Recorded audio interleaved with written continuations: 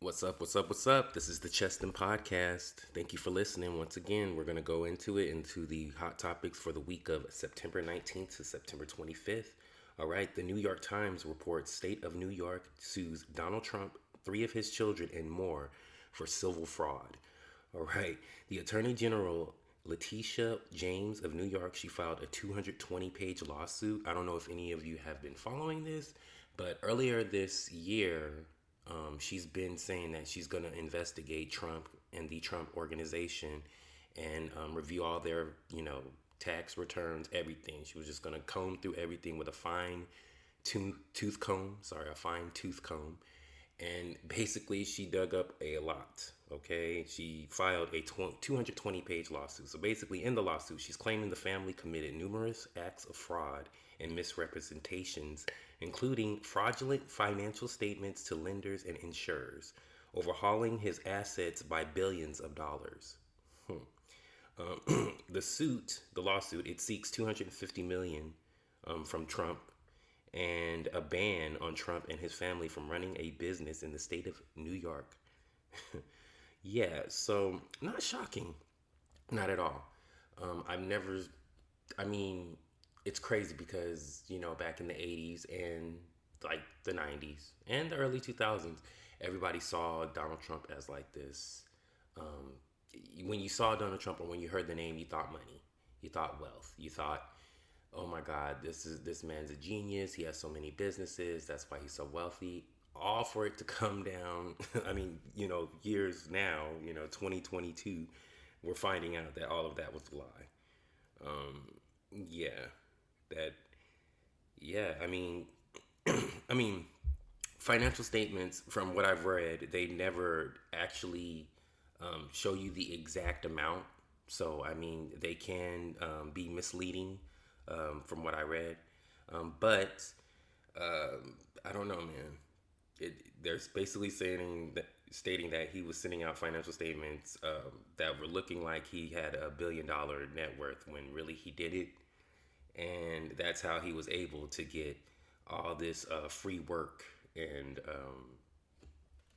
basically, yeah, that's how he got everything that he's accumulated to date by basically lying and cheating people. But not shocking, not shocking at all. But moving on, the lawsuit filed against Tiffany Haddish and Aries Spears has been dismissed, according to TMZ. The plaintiff, she wants to remain, unnamed in this whole situation. They're gonna call her, she goes by Jane Doe in this case. She filed to dismiss the case with prejudice. The lawsuit accused them of grooming and molesting Jane Doe and her younger brother when they were 14 and 7 years old. I was about to say 17. No, 14 and 7. She was 14. Her brother was 7 years old. Now, the crazy thing is, a week before this was dismissed, it came out, like reports were coming out in the media that there was a possible settlement being, done behind the scenes, that, they were possibly going to settle with this victim. But anyways, the statement that Jane Doe released, she said, "My family and I have known Tiffany Haddish for many years, and we now know that she would never harm me or my brother or help anyone else do anything that could harm us. We wish Tiffany the best and are glad that we can all put this behind us." Sorry. Um, Now, the statement that she released, it did not mention Aries Spears at all, but he is, the lawsuit that he was involved with, he is dismissed from, so he no longer has a lawsuit against him, so he's free, just like Tiffany Haddish. But in my head, hearing that statement, not trying to be crazy, not trying to be sound mean or anything like that, but in my head, allegedly, it sounds like somebody was paid off. Somebody, it's crazy how this whole statement is basically saying, we've known Tiffany Haddish. She would never harm us. Okay, if she would never harm me, then why'd you file the lawsuit? Yeah. We wish Tiffany the best and are glad that we can all put this behind us. Yeah. Allegedly, I'm going to put allegedly in front of that, but I definitely think somebody was paid off. It sounds like it. But TMZ, they released a video with Haddish, I don't know if you guys seen it. She's like walking through an airport or something, and she basically says that she lost everything. All her gigs are gone. I don't have no job. That's what she said. Wow. I don't like the whole. I mean, who like? Okay, so for a comedy skit, you were grooming and molesting. This is what it said allegedly, and this is what it said in the lawsuit. You were grooming and molesting these kids for a comedy skit. The, just for Tiffany to even involve herself or even hear the pitch. I'm sure he had to pitch the skit to her. He had to be like, well, this is what we're gonna do. We're gonna be basically being some child molesters, but make it funny, which is not funny. I don't get how she would think this is funny. I don't know how she's gonna bounce back from this. I really don't, because those are major allegations. In this day and age, that's like huge. So I don't know how she's gonna bounce back from this, but maybe she will. Maybe there is a silver lining. I don't know, but at least it's dismissed. It didn't go through. It didn't go to trial. At least like it's gone. So maybe it's gonna take some time. Maybe she needs to just lay low. Do some investing in something else. I don't know, but you should probably disappear. You and Aries Spears should probably take it a little slow. In like the next, I don't know, give it at least 5 years. Just disappear and then try to come back and do something. I don't know. We'll see how that goes. Good luck to you. I'm sorry. Dahmer, the new Netflix show was released. I don't know if any of you guys saw that. I know you guys, and I know it's kind of bittersweet because I'm like, I don't want to bring it up because I've been seeing a lot of backlash from families saying how they don't want to relive the trauma and everything like that. And I understand that, totally get that. I am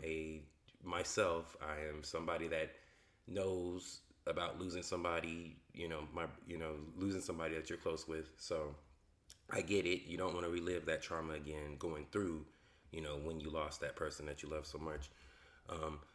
But I feel like with Jeffrey Dahmer, it's not going to stop because it's like people and media, they're like fascinated with this story because they've never heard nothing like this. And I don't know, man. It was hard watching it. I'm not even gonna lie to you guys, but I think I watched it because it's around Halloween, and at first I was thinking, oh, it's they released it because it's around Halloween, and Halloween's coming up, so maybe it's like a scary story or something like. I don't know what I was thinking, girl. When I saw him open that barrel, and there was acid in there, and he was eating up. Spoiler alert. Sorry, I don't want to scare anybody out there, but it's very graphic. It shows you everything he did. It goes into detail, and it was sick. It was sick, and I can't believe he got away with that for so many years. But I was gonna say law enforcement back then didn't care, but I can't say that because I don't really see a difference now. No tea, no shade. Just putting that out there. I don't want to recommend watching it because it's like spreading it even more. But I will say this: Niecy Nash. She deserves all the awards that she can possibly get because she was acting her behind off in this series. She was playing that character, and I felt her. Like you can when you see her acting, she's piercing through the screen. Like it's like a real reaction to this situation. Like it. If anything, me being raised by black women, it just showed me that. Watching this series, it just showed me that black women especially, have like a sixth sense. Like they just know. And it's like tuition is just something they were blessed with. I can't explain it. I've seen it through my grandmother. I've seen it through my mother. It's like a superpower that they're born with, and they just know. I can't explain it, but that's exactly what Niecy Nash was doing in this series. Like I said, I don't want to recommend watching it. If you want to watch it, it's up to you. It's very graphic. It's very disturbing. There's a lot of sad stories in there.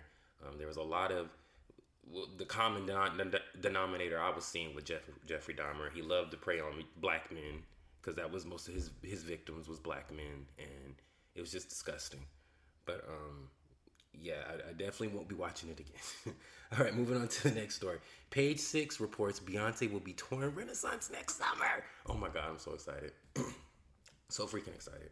Um, yeah, who's not ready for Beyonce to come back? Like, if you have not seen a Beyonce show, I recommend you go because, okay, maybe prior to On the Run, prior to when she was touring with Jay Z, I would say I would recommend to go see Beyonce because On the Run, she really wasn't doing a lot of choreography. She was kind of more laid back. But her tours prior to that, oh my God, Beyonce gives you life, baby. I've seen her so many times. I've seen her with Destiny's Child at the TRL tour back in 2001. That was like the first time I saw her, and I fell in love with her. That was when Survivor came out, and they were doing all the Bootylicious, the I'm a Survivor, all that came out, and then I saw Beyonce when she first came out with the Crazy in Love. Is it Dangerously in Love or Crazy in Love? Dangerously in Love. The album's Dangerously in Love, right? Okay. The first album, her first solo album, I saw her on the Ladies First tour. That's when she went on tour with Alicia Keys and Missy Elliott. Phenomenal tour once again. Now, what I will say is, at those times when I saw Beyonce, she wasn't as polished as she was. It was a little, you saw you saw she had some rough moments, but you saw the potential. You definitely saw the potential.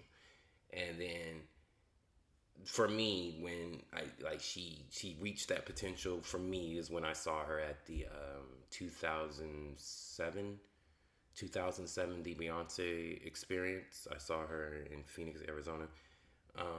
And that's actually where I met her. I met her behind the scenes at a meet and greet. I got to meet her. And of course, that's going to be my favorite show because I got to meet her. But besides that, phenomenal show. That's when I knew. Even then, even before then, I knew she was going to be a mega superstar. Like Beyonce has, she's like the Diana Ross / Michael Jackson for millennials. Her story is like, it's crazy because if you pay attention, it's like that story has been repeated. I haven't seen it recently, but that story has been repeated like 3 generations. Diana Ross first, she started out with a girl group, worked up her momentum to where, they got so big to where she felt like she could be a solo artist. Same thing with Michael Jackson. Started out with a boy group, worked up his momentum to where he felt comfortable being a solo artist, and then he went solo. And then we have Beyonce for the millennials. Started out with a girl group. Built up her confidence, got her stuff together until she was ready to go solo. And now she's a megastar, just like those other 2 I just mentioned. But I'm not, I'm excited for her to go on tour again. The only thing, okay, well, let me go into it. So anyways, the thing is, everybody's reporting, Page Six is reporting that she's going around, she's calling around, and she's basically booking stadiums around the world for her summer tour for 2023. And you can expect an official, this is what sources are saying, you can expect an official announcement can be coming in the coming weeks, upcoming weeks. So I would say about 2 to 3 weeks, she'll be making an announcement about going on tour. That's when she's gonna get you guys to sign up. Beyonce likes to do everything early, so she's probably gonna go on tour like the first half of 2023. So I'm gonna say spring, summer. Beyonce likes to tour in the summer, so I'm gonna say spring, summer. She's gonna go on tour. So right now she's gonna announce it. She's going to have everybody sign up. You guys know the drill. If you haven't followed Beyonce, I'm letting you know what's going to happen. She's going to have you guys sign up for like a mailing list because I've been through this plenty of times. She's going to have you sign up for a mailing list. And from there, you guys are going to get an email, like early access tickets. When you sign up early, when you sign up for the mailing list, you get like early access to buy your tickets first if you want to before the general public. And she does everything like months before, so you definitely you will have to buy your tickets like I'll say 6 months or more before she actually puts on the show. But I don't know if anybody's noticed. I'm always gonna notice because Beyonce's like the superstar of my generation. I've seen her since the beginning to now.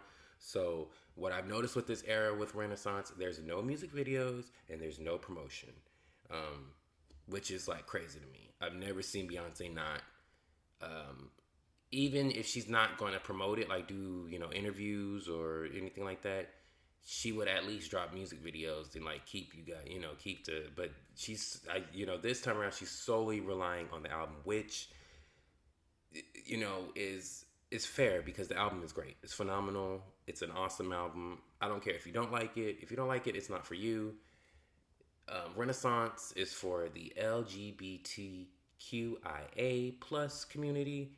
If you can't get with that, I'm sorry. It's just not for you. That's like plain, dead, and simple.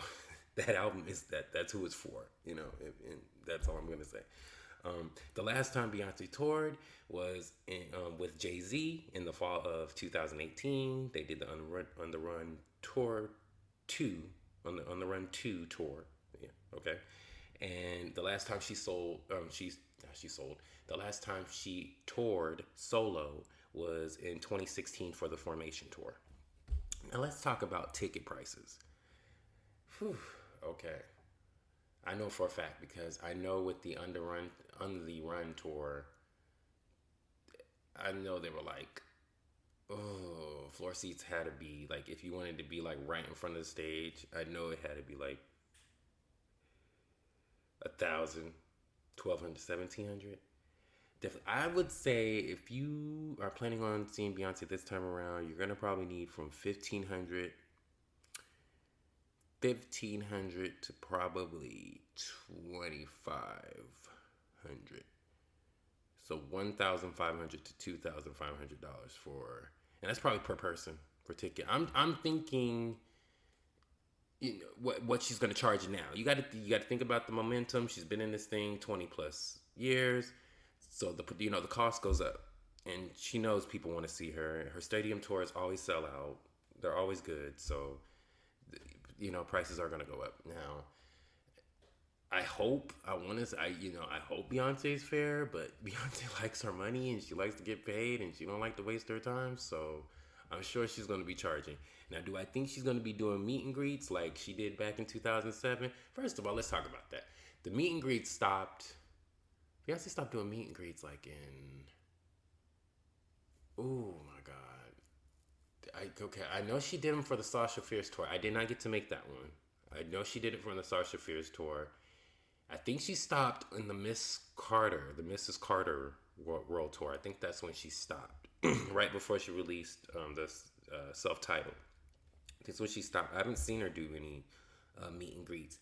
You kind of have, the only way you meet Beyonce is like if she invites you to one of her industry parties or her birthday, or if you happen to bump into her at an award show. That's like what it seems like the only way you could meet Beyonce now. Like, she's not playing. Like, Beyonce got her money, she got her family, and she's not busting the grape for nobody. She's on Beyonce's time, and I love it. If you've been with her since the beginning, you would know that, because I can go into hours about this, but I'm not. So I'm just gonna say that I'm excited for her to go on tour again. I can't wait to see what she's gonna do because the album is amazing. But you guys, but what I forgot to mention is that it's a 3-act project. So any day now, Act 2 could be coming out. I'm hearing behind the scenes, there's rumors and whispers that allegedly that she's going to be dropping Act 2 in October. So be ready for that. I do see her at this last quarter of this year, 2022, from now to the end of the year. She's going to drop another project. Definitely. Absolutely. I don't know if she's going to drop the videos. She should have been dropped the videos. The album came out July 29th. It's now 2 months. It's about to be 2 months. The album came out July 29th. It's about to be 2 months. August, September. Yeah. 2 months and no videos. Just straight album. No promotion. No interviews. Only thing she's done is magazine covers and put out an album. And she's been traveling. Which, you do your thing, Beyonce. Not mad at it. All right, moving on. Page 6 reports Prince Harry found out that the Queen died by reading online. Yeah. No one from the royal family or any courtiers called Harry to tell him of her death, and which is crazy to me. I would think like he would get the call from his father or brother, but I guess they're beefing so hard that they felt like they didn't have to make the phone call. So he found out online that his grandmother passed away, the queen. But there is a bright side to this. Reports do confirm that the brothers, Harry and William, they did talk at the family dinners and gatherings. So it's going to take time, but I'm sure they're going to get back into a good place. And Prince Harry, he moved back. He pushed back his memoir to 2023. So I think first, just I you know I I don't like how England, the UK, how they're villainizing Meghan Markle. I don't like how they're like painting this picture of her. There's a new book that just came out, like basically trashing her, saying that she wanted to be compensated for her duties as a princess and was complaining and causing hell. And I don't believe that. I'll never believe that. Why I don't believe that, the biggest thing that stands out to me about the royal family is that they did not allow people of color to work for them.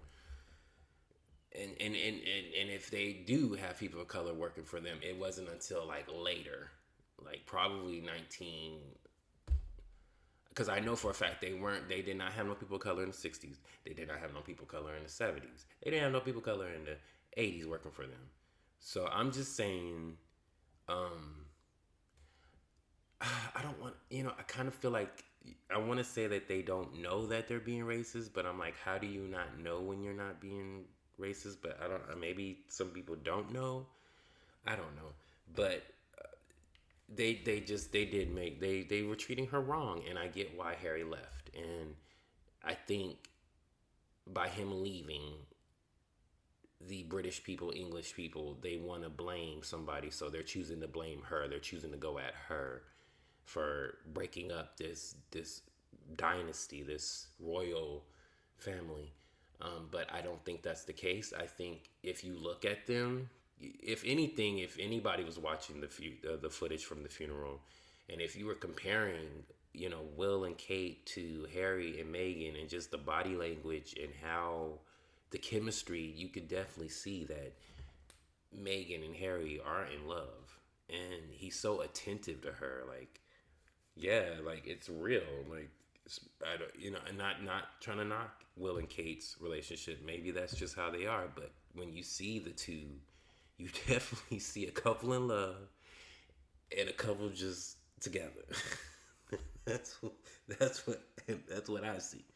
But I just think that's crazy that they didn't call him.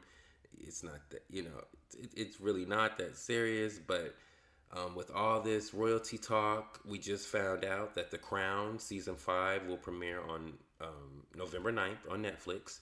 I don't know if you guys ever watched The Crown. I have. It's a great show. My favorite season is the season where Princess Diana comes in, and season 5 is gonna everything with Princess Diana is gonna play out up until her death. Cannot wait to watch it. I feel like that's when the episode, now I did watch it from the beginning. I did get to see, her background, and then see her father, as the king, and then her having to step in for him when he died, and I did watch it from that, and then I did watch her encounter with Jackie Onassis and JFK and all that drama, and then I got to watch all them episodes, but it did not get good. Honestly, it did not get good until Princess Diana walked up in that joint and started, I won't say causing chaos, because I don't think she did anything wrong, but she just came in, and his family they liked her so much that he felt pressured. That's what it came off. That's from watching it. That's what it looked like. He felt pressured to get married to her when he really was in love with this other woman. Does not make it right. Not at all. He shouldn't. If he wasn't in love with her and he knew that from the get-go, he shouldn't have married her. But that's that royalty stuff. They will literally make you be with somebody you don't want to be with. So, can't wait till season 5 comes out. I'm excited because in season 4, when Diana first came in, it was just so good. The actress that played her was so good. She really embodied her, and it just showed you so much. It if anything, kind of confirmed what we all were suspecting or thought what was going on behind the scenes. You know, Diana kind of brought warmth and kindness and love and I don't know. She just, you could feel a connection with her versus the royal family, and they kind of definitely come off cold. And you got that from just the Queen's interaction with Princess Diana. She just, I don't know. I don't know. I don't know, but it's going to be a good season. Can't wait to watch. Can't wait to finish. But all right, moving on to the next topic. Grayson Chance talks to Rolling Stone about Ellen DeGeneres. Okay, so I don't know. I know you guys are like, who is Grayson Chance? Okay, well, let me go ahead and tell you.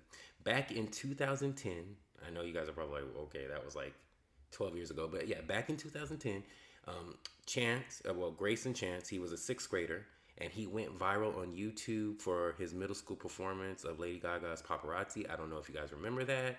I do. He was playing a piano. It went like viral. Everybody was going crazy about it. Well, the video, it caught Ellen's attention, and she invited him on the Ellen Show, and she introduced him to industry executives and signed him to her record label. And that all happened within the year. It all happened within the same year. So it wasn't like that, like boom, boom, boom, but it all within 2010. Grayson, he basically went viral for his middle school performance. He did that version of Paparazzi. Ellen saw it, flew him out, liked him, introduced him to some industry people, and basically signed him to her record label. Now, Chance is now, Grayson Chance, the dude that she signed, he's now 25, and he basically said in the article, he was saying, my whole week, my whole month, my whole year could change with one text from her. That was horrible. Okay. So then after joining her label, DeGeneres became domineering and way too controlling. These are his words, okay? Making decisions for him, basically. And he says that she would come in and look at the rack of clothes, and she would yell at stylists, berate people in front of him, and basically he said that she was degrading two people. So, wow. DeGeneres, Grayson says, Grayson Chance, he basically says that Ellen DeGeneres, she completely abandoned him in 2012 after his EP bombed. She stopped taking his calls.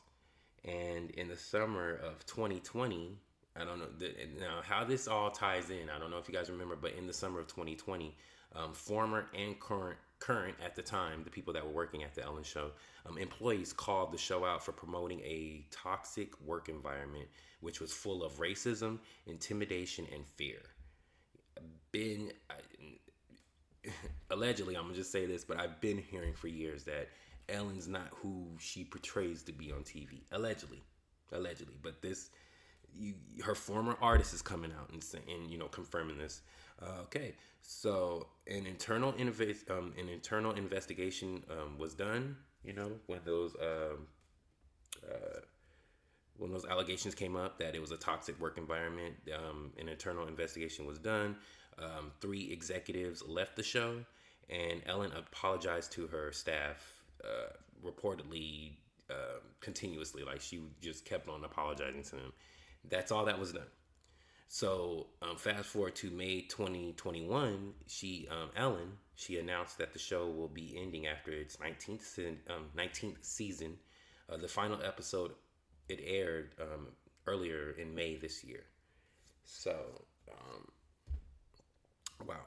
But Chance, he said that the producers asked him to return to the final season, but he turned them down, and he continued making appearances on the Ellen Show, but he was independently releasing music. He was no longer signed under her, but he continued to make appearances up until 2019, and he said as he kept on making appearances, interactions between her and him became less friendly. This does not, it's just like, it just seems like all this bad stuff is coming out about Ellen. And it all started basically in 2020 when they did that investigation on her her show. I really don't.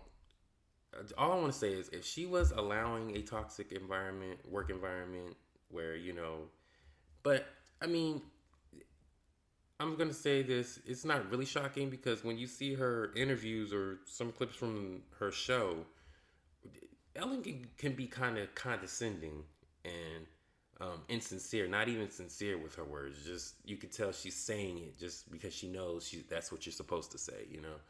Um, yeah. And as you can see, she's not really in the public eye right now. She's like taking a break. She's kind of like on a hiatus, kind of quiet to the world, which is probably the best thing to do because all these bad stories are just coming out about you, and then you got your former artist um, who you signed and basically just disappeared on coming out and confirming everything negative that's been said about you negative. Basically, he's saying is true. Um, yeah, Ellen, just take a break, girl. Just take a break and disappear. All right, next topic. Here we go. We got Haley Bieber. She gets credited for starting brownie glazed lips. All right, I don't know if you guys have heard about this. It's like been going like the internet's been on fire because of this, but um, some I'm gonna guess it was some type of popular blog or website or magazine somewhere that caters to the white audience, Caucasian. They basically posted that oh my God, Haley Bieber comes out with this new fall trend called the brownie glazed lips, and that's wrong. Basically, this little trend is a dark lip liner around the lips, um, which would be brown, and some gloss, some clear lip gloss over it. And it's been done. It's not a new trend. This is something that's been done since the 90s. Women of color, especially black and brown women, definitely have been rocking this style. So I don't see how all of a sudden, because Haley Bieber wears it, she's being credited. She even gave it a name. It didn't even have a name. She gave it a name, brownie glazed lips. So now everybody wants brownie glazed lips. Crazy to me, crazy. And I'm tight. This is ridiculous. This is not the first time this has happened. Kim, the Kardashians, they always do something, and white Caucasian publications will give them the credit for doing that first. Like I just saw weeks ago that Kim is bringing the side part back. That's incorrect. The side part has never been out of style. Like women of color, black and brown, have been rocking the side part. Like this is crazy to me. Like stop it. Stop with the madness. But um I haven't heard Haley Bieber say anything about the backlash, or she hasn't came out with a statement. She's probably ignoring it, which is probably the best thing to do.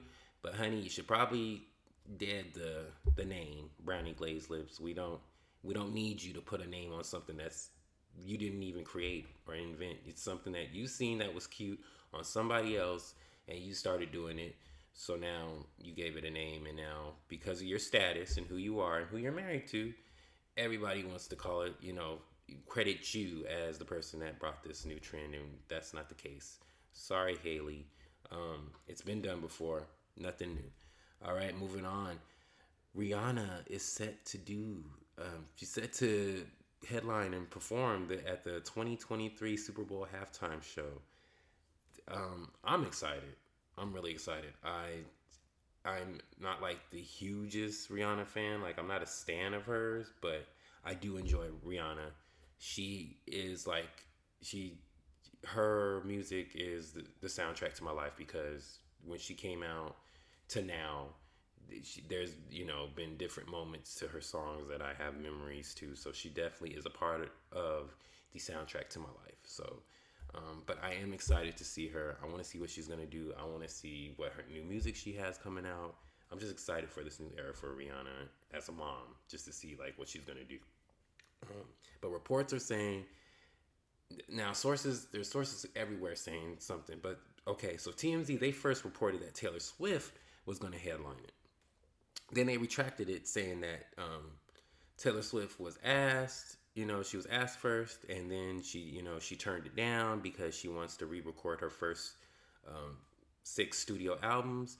And if you guys know about that, the whole Scooter Braun situation where he bought her catalog and sold it for hundreds of millions of dollars. Like, man, the record industry is evil. He did that, but he sees it as fair and square, even though he did not write these songs. He had nothing to do with the creative process. He obtained them and got to own them and sold them and got a net, money off of them. So Taylor Swift, she's trying to re-record those albums to where she can get, the profits will go to her, and she's not under whoever I guess she was under that sold her catalog, because she didn't own her publishing. So they sold it to him, and he sold it. He flipped it and sold it for hundreds. Like I think like 400 he made off of it. 450 million he made off her catalog. He sold it, which is crazy. But now reports, there's conflicting reports with that. There's reports saying that she was asked and then she turned it down. But that's not even the crazy part, because people are saying, other sources are saying that Jay-Z, he's over Rock Nation, and Rock Nation runs the entertainment portion up for the Super Bowl. So reports are saying that Taylor Swift was never even a thought. She was never even asked to, perform at the halftime show. It was always Rihanna. Jay-Z was always thinking of Rihanna to do the halftime show. So that's interesting in itself. But it doesn't matter now, because guess what? Rihanna's doing it. She's the headliner. It's going to be her show. Now, I did read somewhere that they said that it's going to be her and somebody else. I don't see the purpose of that. Rihanna has a healthy catalog. I think she can handle it on her own. But if they do that, it will be interesting to see who she would share the stage with, or who she, feels that she could, be the other person to do the halftime show. But the other news is that Apple Music is replacing Pepsi as the sponsor for the 2023 halftime show. So I think it's going to be even better. I think Apple Music, they're gonna show out. I think it's going to show out. Now, last year's Super Bowl, the halftime show did very well. There was a lot of viewers. I think it broke like a few records. That's when Dr. Dre, Snoop Dogg, 50 Cent, Mary J. Blige, Eminem, that's when they all came out and did their thing and shut it down. But I think Rihanna's she's gonna show out. She's definitely gonna, I think she's gonna have a good turnout, and I think everybody's gonna watch. It probably is gonna break some records. Her post alone, of her posting that, basically her holding a football on her Twitter, it has over 1.5 million likes. So definitely people are anticipating this and are ready for this and want to see her. So I'm excited too. Cannot wait. Well, that was all the hot topics for today's show. Make sure you follow the Cheston Podcast on all platforms now. We're available on Apple Podcasts. We're available on Spotify. I'm available on YouTube, SoundCloud, Amazon Music. Basically, just type in the Cheston Podcast and you'll find it. And also on social media platforms, Twitter, Facebook, and Instagram. Make sure you like, share, and subscribe. Take care of yourself. Take care of each other. Have a blessed week. I'll see you next week with next week's hottest topics. Might have a special guest. We'll see. I'll keep you posted on that. But thank you for listening and have a great day.